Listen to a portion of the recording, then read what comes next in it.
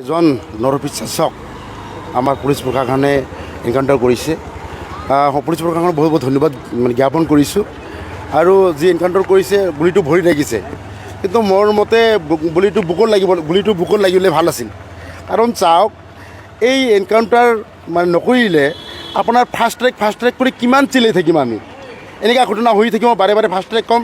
আৰু fast track যি আমাৰ প্ৰক্ৰিয়া, যি আদালতৰ প্ৰক্ৰিয়া, এইটো আপোনাৰ সমাপন কৰোঁতে 2-3 বছৰ লাগি যায়। আৰু ইয়াত কোনোবা হাইকোৰ্ট কৰে, কোনোবা সুপ্ৰিম কোৰ্ট কৰে। এই 2-3 বছৰ দুৰ্ভগীয়া পৰিয়ালে আপোনাৰ কোৰ্টত যাব লগা হয়, বহুত হাৰাশাস্তি পায়। এই ক্ষেত্ৰত যি ফাষ্ট ট্ৰেকৰ ব্যৱস্থা আছে, এই ব্যৱস্থাকো নেওচি পিনে আমাৰ যি আজিৰ তাৰিখত এই কালপৃতবিলাকক নিচেজ কৰিবৰ কাৰণে আমাৰ এনকাউণ্টাৰ কৰিলেহে তেখেতসকলে আমাৰ যি দুৰ্ভগীয়া পৰিয়াল অতি সোনকালে নাই পায়। এইকাৰণে পুলিচক মই বহুত বহুত ধন্যবাদ জ্ঞাপন কৰিছোঁ।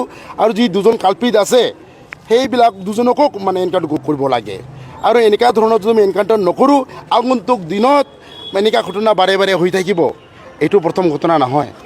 এই 2-3 মাহ পিছে এনেকুৱা এনকাউণ্টাৰ ঘটনা হৈ থাকে আমাৰ অসমৰ, বিশেষকৈ নামনি অসমৰ ফালে।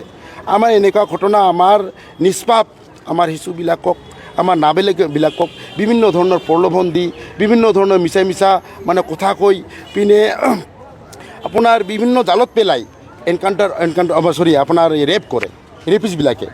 আৰু চাওক, এনেকুৱা ধৰণৰ ঘটনা আমি যিটো বন্ধ কৰিব লাগে, আমি প্ৰশাসন কঠোৰ হ'ব লাগিব, আমাৰ পুলিচ বিভাগ কঠোৰ হ'ব লাগিব। আমি পুলিচ বিভাগক অনুৰোধ কৰিছোঁ, চাওক, যিবিলাক আপোনাৰ নৰবিশ্বাস আমাৰ কণমানি আমাৰ শিশুবিলাকক, নাবালিকাবিলাকক এনেকৈ ৰেপ কৰিছে, এইবিলাকৰ যি শাস্তি তাৎক্ষণিকভাৱে পাব লাগে, তেতিয়াহে আমাৰ পৰিয়ালে সকাহ পাব আৰু আগন্তুক দিনত এনেকুৱা ঘটনা নহ'ব।